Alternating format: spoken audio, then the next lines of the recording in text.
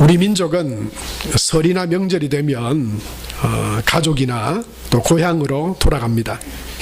아무리 밀려도 막혀도 귀성전쟁이라고 하는 그런 이야기가 들려도 그것을 잘 포기하지 않죠.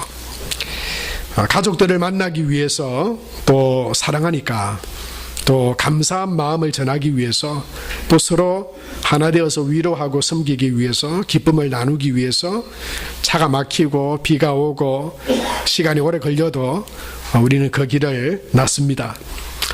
설이 되고 또 추석이 되고 한식이 되면 이렇게 고향으로 돌아오고 함께 모여서 우리는 성묘를 하는 그런 민속의 풍습이 있습니다. 묘를 가꾸고 또 돌보는 일이죠. 설에는 특별히 묵은해를 보내고 새해를 맞이했다고 하는 인사로서 차례를 지냅니다. 아마 교회를 다니지 않는, 예수님 믿지 않는 가정에서는 오늘도 차례를 그렇게 지낼 것입니다. 한식에는 겨울 동안 돌보지 못한 산소를 돌보는 성묘를 주로 하게 됩니다. 그리고 추석에는 햇 과일과 곡식을 조상에게 바치는 차례와 성묘, 이 두 가지를 추석에 하게 되죠. 그런데 이 우리 민족의 고유한 이 명절날 행하게 되는 이것들은, 성묘는 분묘의 손질과 배례가 합쳐져서 이것은 조상신을 숭배하는 종교적인 행위가 됩니다. 그래서 우리 그리스도 교회에서는 그것은 하나님이 아닌 헛된 귀신을 섬기고 조상을 숭배하는 행위이기 때문에 금하고 있습니다. 하나님을 알지 못하는 사람들은 조상이 우리를 돌보아주고 우리에게 복을 준다고 여기지만, 우리는 그 조상들의 조상을 만드신 하나님께서 참된 신이시고 하나님께서 우리에게 복을 주신다고 하는 것을 믿기 때문에 하나님을 예배하고 하나님을 섬깁니다. 우리나라가 이런 명절을 맞아서 고향으로 또는 가족에게로 돌아오게 되는 것처럼, 이스라엘 민족들도 이 절기를 따라 가족이나 고향이 아닌 예루살렘 성전, 그곳을 향해서 절기 때마다 이스라엘 백성들이 흩어져 있다가 그 일상과 삶의 자리를 두고 예루살렘 성전으로 모였습니다. 하나님께로 그들의 모든 슬픔도 어려움도 힘든 것들도 기쁨도 다 가지고 하나님 앞에 나아가서 하나님을 예배하고 성전에서 하나님을 만나는 그런 절기들을 지냈습니다. 특별히 우리가 오늘 보게 되는 시편 120편부터 134편까지는 이스라엘 백성들이 이 절기 때마다 유월절이나 칠칠절이나 장막절 또는 기타 하나님의 성전을 향해 나아가면서 그들이 묵상하고 그 성전 순례의 길 가운데 그들이 가졌던 그런 신앙과 믿음의 고백들을 담아놓은 성전 순례시가 바로 시편 120편부터 134편까지 말씀입니다. 그 중에 특별히 오늘 우리가 읽은 시편 120편의 이 시인은 하나님 앞에 나아가면서 그가 세상 가운데 당했던 고난과 어려움과 그 고통을 성전으로 나아가 하나님께로 나아가 간구하고 기도함으로 하나님께서 그의 기도에 응답해 주셨더라라고 하는 그런 고백으로부터 1절이 시작되고 있는 것을 보게 됩니다.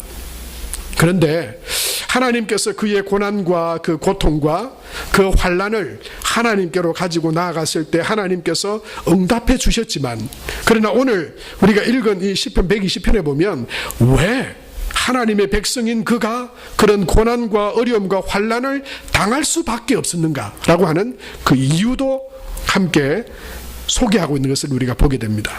그것이 5절 말씀에 보면 이렇게 기록되어져 있습니다. 우리 5절을 다 같이 함께 읽겠습니다. 메색에 머물며 게달의 장막 중에 머무는 것이 내게 화로다, 그렇게 말했습니다. 메색과 게달의 장막에 머무는 것이 내게 화가 되었고 그것이 내게 고난과 환난과 고통의 근원이 되었었다라고 하는 것입니다. 여러분, 여기서 메색은 하나의 지명이기도 하고 또 사람의 이름이기도 합니다. 이 메색은 노아의 셋째 아들인 야렛의 후손입니다. 하나님은 노아의 이 아들인 야렛에게 축복하셨습니다. 잘 되고 복을 얻을 것이라고 말씀하셨습니다. 이 메섹은 그와 같이 부자로 풍요한 삶을 살았던 인물이기도 합니다. 또한 이 메섹은 땅 이름, 지명이기도 합니다. 도시의 이름이기도 합니다. 이 학자들이 메섹이 어딜까 연구했지만 정확한 그 위치는 알지 못하지만 이스라엘 북쪽에 위치한 어떤 도시였을 것이다 라고 추측합니다. 그런데 이 메섹을 소개한 글을 보면 이 메섹은 작지만 굉장히 강한 군사력과 그런 경제력을 소유했던 도시다라고 소개하고 있습니다.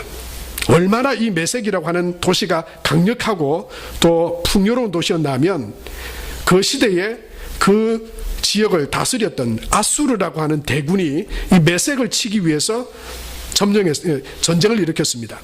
그런데 이 조그마한 메섹에 얼마나 강력한 부대와 그런 힘이 있었는지 아수르 군대의 3분의 2가량의 군사를 소진한 뒤에야 비로소 메섹을 차지할 수 있었다. 그렇게 기록하고 있기도 합니다.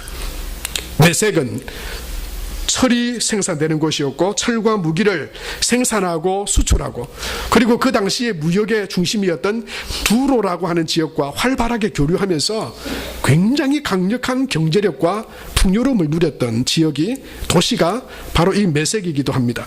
그래서 메섹에 유했다, 메섹에 머물렀다라고 하는 이 시인의 표현은 어떤 의미냐면 물질의 풍요 속에서 부족함이 없는 그런 상태를 추구하고 살아갔던 그 상황을 표현하고 있는 것입니다. 뿐만 아니고 메섹과 게달의 장막 중에 머물렀다. 그것이 나에게 화가 되었다 말했는데요. 게달의 장막이라고 하는 것도 바로 이런 표현입니다. 게달은 아브라함의 후처 하갈이 낳았던 이스마엘의 자손입니다. 하나님은 하갈이 이스마엘을 낳기 전에 창세기 16장 12절에 보면 이스마엘이죠. 아직 태어나지도 않은 이스마엘에게 이런 예언의 말씀을 주셨어요. 그가 사람 중에 들나귀 같이 되리니 그 손이 모든 사람을 치겠고 모든 사람의 손이 그를 칠지며 그가 모든 형제의 동방에서 살리라 하니라. 그렇게 말씀했어요.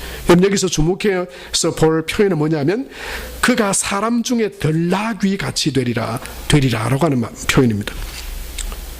여러분, 이 들나귀는 힘이 있고 길들여지지 않은 상태에서 자유롭고 그리고 자기 힘을 과시하고 의지하는 자기 뜻대로 자기 마음대로 길들여지지 않았어요. 누구 손에 매여지져 있지도 않습니다. 자기 마음대로 자기 뜻대로 자기 생각대로 닥치는 대로 그렇게 살아갔던 삶의 모습을 비유적으로 표현한 표현이 바로 게달의 장막입니다. 여러분, 이처럼 메섹과 게달이라고 하는 이 표현의 의미를 다시 한번 지금 우리가 들을 수 있는 그런 의미로 해석해 본다면 이런 의미입니다. 돈과 풍요를 주인 삼고 목적으로 삼아 하나님이 없이 타락한 그 세상 가운데서 어떻게든 그것을 차지하고 누려보려고 안간힘을 쓰고 살았던 바로 그 메섹의 삶 뿐만 아니고 자기의 힘과 능력을 의지하고 내가 세상의 주인이고 내 마음대로 내 뜻대로 인생과 세상을 살아갔던 바로 그 게달의 장막의 삶, 그것이 나에게 화가 되었다고요. 내가 그렇게 추구하고 쫓아 살아갔지만 그것이 내게 더 기쁨과 평안과 만족을 준 게 아니고 가지면 가질수록 또 다른 경쟁과 또 다른 어려움들이 다가오고 풍요와 만족이 내가 가진 것이 내 삶을 그렇게 풍요하게 편안하게 평안하게 채워주지 않더라고 하는 것입니다. 도리어 2절에 보면 그 메섹과 게달의 삶을 추구했던 그에게 이런 어려움이 있었다고 말하고 있습니다. 거짓된 입술과 괴사한 혀, 거짓된 입술과 괴사한 혀. 바로 그가 추구하던 메섹과 게달에는 거짓된 입술과 괴사한 혀가 있었습니다. 현대인의 성경과 표준 세번역에 보면 그것을 어떤 의미로 해석하고 있냐면 거짓말하고 속이는 자, 그것이 바로 거짓된 입술과 괴사한 혀로 말하고 있습니다. 표준 세번역에는 사기꾼들과 기만자들, 더 가지기 위해서 더 자기 만족과 기쁨을 추구하기 위해서. 여러분, 사실 지금 세상에 칼과 총을 들지 않은 전쟁터 같지 않습니까? 더 가지려고 때로는 속이기도 하고 사기를 치기도 하고, 더 가진 사람은 가지지 못한 사람을 기만하고 조롱하기도 하고, 가지지 못한 사람은 그것을 가지지 못했다고 기죽어하고 절망하고. 여러분, 그렇게 살아가는 우리의 삶이 또한 이와 같지 않습니까? 여러분, 결국 그것이 나의 만족과 기쁨이 되고 성공인 줄 알고 메섹과 게달의 삶을 추구했지만, 따라오는 것은 거짓과 속임과 배신과 고난이었습니다. 그래서 5절에 이 시인은 메섹과 게달의 장막에 있는 것이 나에게 화로다, 그렇게 말했는데요, 그것을 표준 세번역 성경으로 보면 이렇게 해석이 되어 있습니다. 우리 같이 한번 읽겠습니다. 괴롭구나, 너희와 함께 사는 것이 메섹 사람의 손에서 나그네로 사는 것이나 다름없구나, 게달 사람의 천막에서 더부살이 하는 것이나 다름없구나, 그렇게 고백하고 있는 것입니다. 사랑하는 성도 여러분, 세상에 사람들이 당하는 고통과 환난의 많은 것들이 내가 머물지 말아야 할 곳에 머무는 것을 통해서 오게 되는 경우들을 우리는 너무나 자주 많이 경험하게 됩니다. 내가 머물러서는 안 되는 자리에서 머무는 것을 통해서 많은 환난과 고난들이 우리 가운데 올 때가 있습니다. 그 예들을 성경도 우리에게 너무나 많이 보여주고 있습니다. 하나님은 창세기 12장에 아브라함을 부르셨습니다. 그리고 내가 내게 보여줄 땅으로 가라 말씀하셨어요. 여러분, 아브라함에게 하나님께서 보여주신 땅이 어딘지 성경에 정확하게 그 지명을 말하고 있지는 않지만, 그러나 성경을 읽어보면 그 땅이 가나안 땅이었다라고 하는 것을 알게 됩니다. 왜냐하면 창세기 12장 5절에 보면 마침내 아브라함이 가나안 땅에 도착했다라, 그렇게 표현하고 있어요. 마침내라고 하는 게 뭡니까? 그것이 목적지였다고 하는 거예요. 하나님께서 그에게 지시한 땅이 가나안 땅이었다고 하는 겁니다. 그가 머물러야 할 땅이 바로 하나님이 지시하신 땅이었습니다. 그리고 하나님은 창세기 12장 7절에 가나안 땅에 정착한 아브라함에게 이렇게 축복하고 있습니다. 복을 내려주고 계십니다. 여호와께서 아브라함에게 나타나 이르시되 내가 이 땅을 내 자손에게 주리라 하신지라. 예, 그렇습니다. 그곳이 바로 그가 머물러야 했던 약속의 땅, 언약의 땅이었습니다. 하나님이 함께 거하시는 땅이었습니다. 사랑하는 성도 여러분, 믿음의 사람인 저와 여러분이 거해야 할 땅은 게델과 메섹의 장막과 땅이 아닙니다. 하나님이 우리에게 말씀하신 언약의 땅, 그리고 우리에게 지시하신 하나님이 거하시는 그 약속의 땅에 저와 여러분이 머물러야 될 줄로 믿습니다. 메섹과 게달과 같이 성도가 머물지 말아야 할 것을 성경이 대표적으로 말하고 있는 땅이 또한 있는데요, 그것은 바로 애굽이라고 하는 땅입니다. 성도들은 애굽에 머물러서는 안 됩니다. 세상 가운데 살아가지만 거기가 내 땅이니 거기에 그렇게 살아도 된다고 생각하며 살아서는 안 됩니다. 성도들은 하나님이 말씀하신 언약의 땅에 살아야 합니다. 아브라함이 하나님께서 말씀하시는 가나안 땅에 머물렀지만 거기에서 기근이 찾아왔습니다. 그 땅에서 어려움이 있었다고 하는 것이죠. 그래서 아브라함은 그의 아내와 함께 애굽으로 갔습니다. 애굽에 가면 그 기근을 피할 수 있겠지, 애굽에 가면 이 어려움을 해결할 수 있겠지, 그렇게 여기고 애굽으로 갔습니다. 그런데 그 애굽에서 아브라함이 만난 게 뭡니까? 가보니 그의 아내 사레가 너무나 이뻤습니다. 혹시 이 아내 때문에, 사레 때문에 자기가 죽을 수도 있겠다, 그런 위기감을 느낄 만큼 예뻤나 봅니다. 그래서 아내에게 이렇게 이야기하죠. 여보, 나를 당신 남편이라 하지 말고 당신이 내 누이라고 그렇게 이야기하도록 합시다. 세상이 얼마나 세상적으로 말하면 쪽팔리는 이야기입니까? 이 남편이 지 살자고 아내를 누이라고. 근데 그게 성공했습니까? 아닙니다. 도리어 아내는 애굽왕 바로에게 뺏겨버리고 자기는 그냥 아내를 뺏긴 그런 아내에게는 거짓말한 남편으로, 그리고 실제적으로는 아내를 뺏겨버린 그런 처지에 놓이고 말았습니다. 그런데 하나님이 바로에게 나타나셨어요. 그가 누군지 아냐? 그와 함께 있는 저 사람이 누군지 아냐? 내 백성이다. 내가 택한 사람이다. 바로가 하나님께서 그에게 재앙을 내리시는 것을 보고 하나님을 깨닫고 그의 아내 사례를 돌려보냅니다. 그리고 아브라함에게 그렇게 질책하죠. 야, 너 왜 나한테 속였냐? 왜 나한테 거짓말했냐? 이 아브라함이 애굽에 가가지고 얼마나 수모와 여러분 고난을 많이 당합니까? 아내도 다른 사람에게, 이방 사람에게 빼앗기기도 하고요. 그리고 아내를 함께 속이고 비굴하게 되기도 하고요. 하나님을 알지 못하는 이방 사람에게 막 질책을 받는 그런 수모도 겪게 되는 것을 보게 되죠. 하나님의 백성이 거할 땅이 아니기 때문입니다. 애굽은 영적으로 세상을 의미하는 곳입니다. 쾌락과 성공과 만족을 이야기하는 매색과 개나리 장막 같은 곳입니다. 인본주의, 마치 덜나귀처럼 내 마음대로, 내 인생 내 마음대로 산다고, 내가 벌어가 내 마음대로 쓴다고, 하나님을 알지도 못하고 인정하지도 못하는 그런 덜나귀처럼 그렇게 살아가는 인생을 보여주는 인본주의의 상징이 바로 이 애굽과 같은 곳입니다. 성경은 우리에게 애굽에 내려가지 말라고 말합니다. 성도가 거할 곳은 애굽이 아니라고 말합니다. 애굽은 우리의 도움과 힘이 되지 않는다고 우리에게 말씀합니다.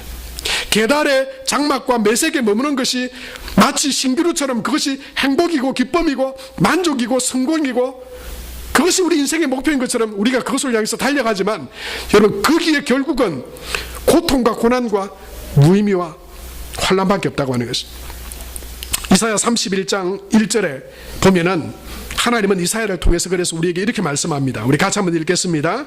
도움을 구하러 애굽으로 내려가는 자들은 화 있을진저 그들은 말을 의지하여 병거의 많음과 마병의 심히 강함을 의지하고 이스라엘의 거룩한 일을 앙모하지 아니하며 여호와를 구하지 아니하나니. 여러분 세상의 풍요와 세상의 돈이 우리의 안식과 평안이 아닙니다. 돈 가진 사람이 더 평안하다면 여러분 부자들은 다 염려와 근심이 없어야 될 것입니다. 아니 사람들은 세상 사람들은 이럽니다. 더 많이 가진 자면 더 많은 근심과 고통이 있다고, 염려가 있다고요. 소유에 우리 마음에 우리 인생에 참된 만족과 기쁨이 있지 않다고 하는 것입니다. 참된 안식과 평안의 장소가 세상에 있지 않습니다. 참된 안식처는 하나님입니다. 주님의 품이 참된 안식처입니다. 여러분 그래서 우리가 거해야 될 곳은 하나님 안에 거해야 합니다. 그러면요 세상에 무엇이 좀 부족하고 많고 적고 상관없이 그는 하나님의 평안과 기쁨을 누리며 참된 만족과 기쁨의 삶을 살아갈 수 있습니다. 어떤 대학을 진학해야 되고 어떤 직장을 가져야 되고 얼마만큼 모아야 우리 인생에 참된 안식과 평안이 있는 것이 아닙니다. 뭐가 되어도 됩니다. 하나님 안에 거하면 됩니다. 주님 품 안에 거하면 됩니다. 주님 뜻 안에 살아가면 그는 행복한 인생을 살아갈 수 있습니다. 다윗은 그래서 그가 거해야 될 곳이, 그가 머물러야 될 곳이 바로 하나님이심을 그는 알았습니다. 시편 18편 2절 말씀에 보면 다윗은 이렇게 고백하고 있죠. 같이 한번 저와 우리도 말씀을 통해서 고백하겠습니다.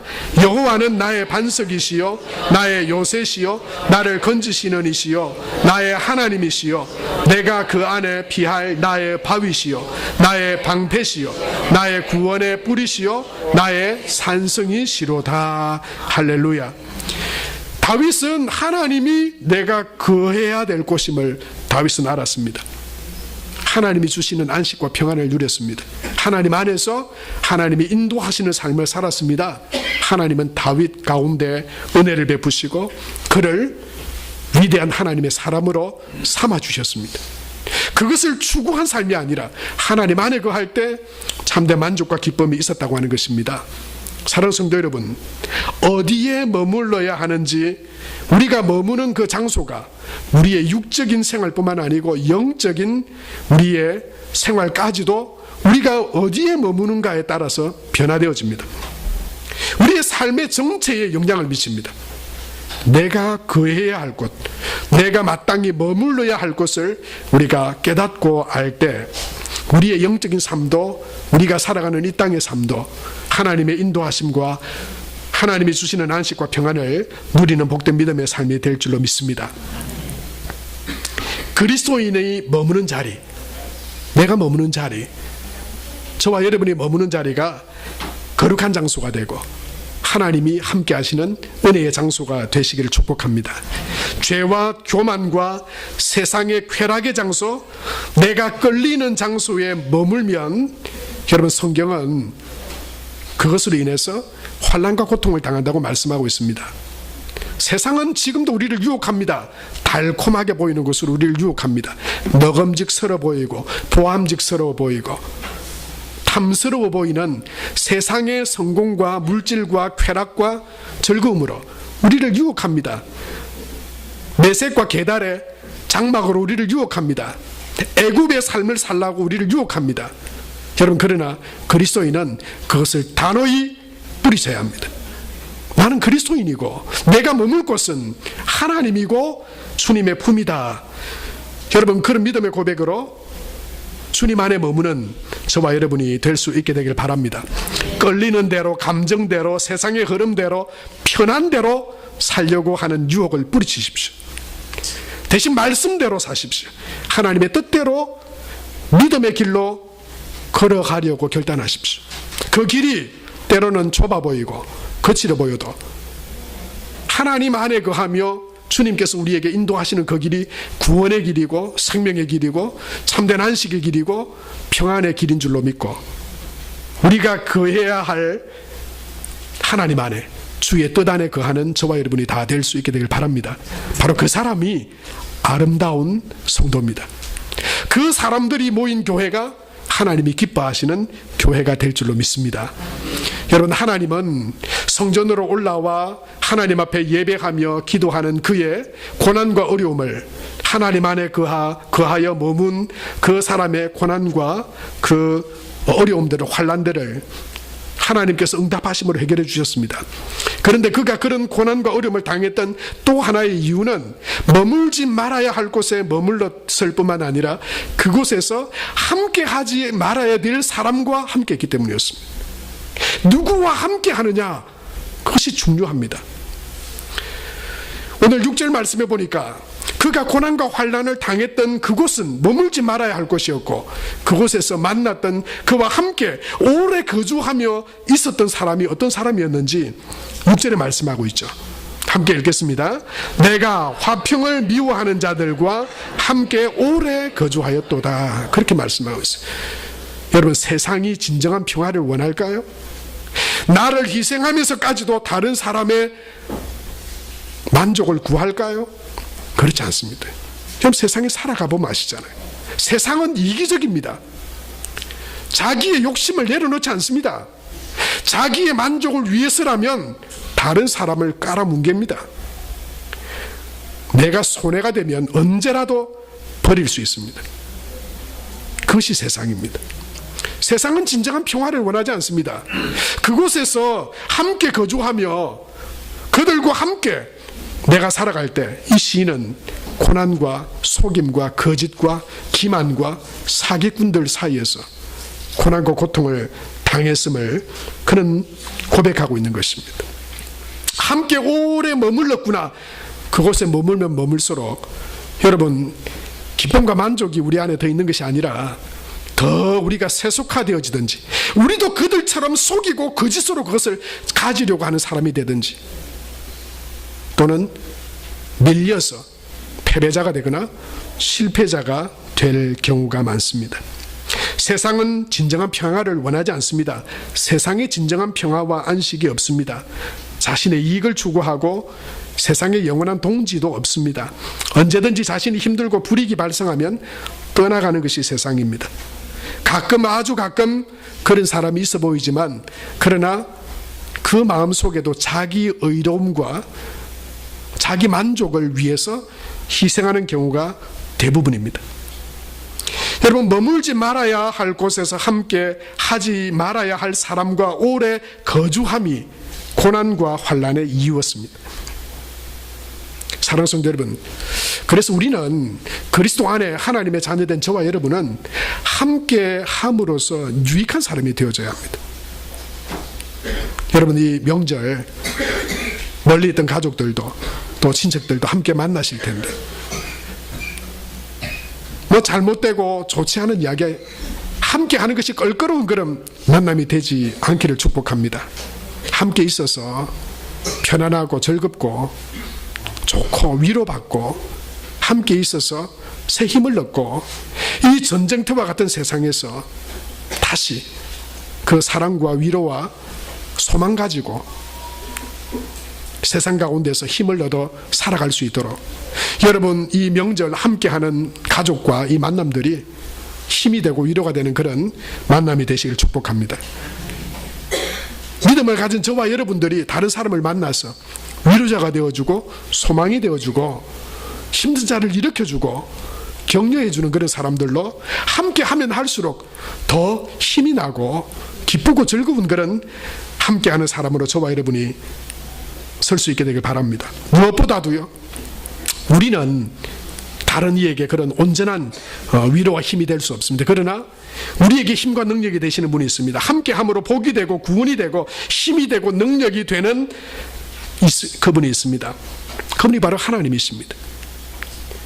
여러분, 우리가 하나님과 함께할 때 이 전쟁터 같은 세상 가운데서도 이 거짓말과 이기적이고 평화를 싫어하고 자기의 만족과 기쁨을 추구하는 세상 속에서 어떻게 우리가 승리할 수 있습니까? 우리가 거기에 거주하는 사람이 아니라 우리가 하나님 안에 머물면서 어떻게 이 세상 가운데서 그런 은혜의 복된 통로로서 살아갈 수 있습니까? 시편 23편 4절에 다윗은 이렇게 고백하고 있습니다. 우리 같이 읽겠습니다. 내가 사망의 음침한 골짜기로 다닐지라도 해를 두려워하지 않을 것은 주께서 나와 함께 하심이라. 주의 지팡이와 막대기가 나를 안위하시나이다. 여러분, 사망의 음침한 골짜기가 어디입니까? 바로 이 메섹과 게달 장막 같은 곳이죠. 전쟁터 같은 애굽 같은 곳이죠. 여러분, 우리가 그곳을 떠나 살아갈 수 없지만 그러나 우리가 하나님 안에 거하며 하나님 안에서 주께서 나와 함께 하실 때 그 사망의 음침한 골짜기 속에서도 주님의 지팡이와 막대기의 인도하심으로 멍이 변질되어지거나 세속화되어지거나 그리스도인인지 아닌지 분간할 수 없는 상태로 무능력한 상태로 살아가는 삶이 아니라 주님이 나와 함께 하실 때, 주님 안에 거할 때 저와 여러분이 그 애굽 가운데서도 메섹과 게달의 장막 가운데서도 승리하게 될 줄로 믿습니다. 애굽으로 내려가는 야곱에게 하나님은 이렇게 말씀하십니다. 창세기 46장 4절 말씀에 보면 이렇게 말씀하고 계시죠. 같이 한번 읽겠습니다. 내가 너와 함께 애굽으로 내려가겠고 반드시 너를 인도하여 다시 올라올 것이며 요셉이 그의 손으로 내 눈을 감기리라 하셨더라 말씀하셨어요. 거기는 거주할 땅이 아니에요. 그러나 지금 네가 애굽으로 가지. 그러나 내가 너와 함께 있으면 그 애굽에서도 사망의 음침한 골짜기에서도 네가 죽거나 패배하거나 절망하거나 고통 중에 사라지지 않고 하나님이 함께 하심으로 다시 너를 올라오게 하고 애굽에서도 하나님의 백성으로 하나님의 영광이 되게 하시겠다고 주님 말씀하셨습니다. 사랑하는 성도 여러분, 저와 여러분이 머물러 힘을 얻고 소망 가운데 살아갈 땅은 세상이 아닙니다. 하나님 안에 머무는 저와 여러분 되시길 축복합니다. 이스라엘 백성들이 절기마다 그 성전으로 올라가서 그들의 모든 삶을 주님 앞에 올려드리고 하나님을 그 믿는 믿음으로 하나님이 함께 하심으로 승리했던 것처럼 저와 여러분 또한 하나님을 향하여 나아가는 믿음의 삶이 되시길 바랍니다. 시편 146편에는 이런 말씀이 있습니다. 귀인들을 의지하지 말며 도울 힘이 없는 인생도 의지하지 말지니 그의 호흡이 끊어지면 흙으로 돌아가서 그날에 그의 생각이 소멸하리로다. 5절 말씀이 이렇게 말씀했어요. 야곱의 하나님을 자기의 도움으로 삼으며 여호와 자기 하나님에게 자기의 소망을 두는 자는 복이 있도다. 사랑하는 성도 여러분, 여호와의 집에 거하고 머물고 임마누엘 주 예수님과 함께 동행하는 복된 삶을 살아가는 성도들 되시길 바랍니다. 가정과 교회가 되시기를 축복합니다. 오늘 이 말씀을 마치면서 우리가 거해야 할 곳, 그리고 우리가 함께 해야 될 그분을 우리에게 말씀하고 있는 시편 1편을 다 같이 읽고 말씀을 맺도록 하겠습니다. 우리 다 같이 읽겠습니다. 시작. 복 있는 사람은 악인들의 꾀를 따르지 아니하며 죄인들의 길에 서지 아니하며 오만한 자들의 자리에 앉지 아니하고 오직 여호와의 율법을 즐거워하여 그의 율법을 주야로 묵상하는 그는 시냇가에 심은 나무가 철을 따라 열매를 맺으며 그 잎사귀가 마르지 아니함 같으니 그가 하는 모든 일이 다 형통하리로다. 악인들은 그렇지 아니하며 오직 바람에 나는 겨와 같도다. 그러므로 악인들은 심판을 견디지 못하며 죄인들이 의인들의 모임에 들지 못하리로다. 무릇 의인들의 길은 여호와께서 인정하시나 악인들의 길은 망하리로다. 아멘. 주 안에 거하시고 주님과 함께 동행하심으로 하나님께서 우리에게 약속하시고 우리에게 허락하신 하나님의 축복을 누리는 저와 여러분 우리 모두가 되기를 바랍니다. 하나님 아버지 은혜를 감사합니다.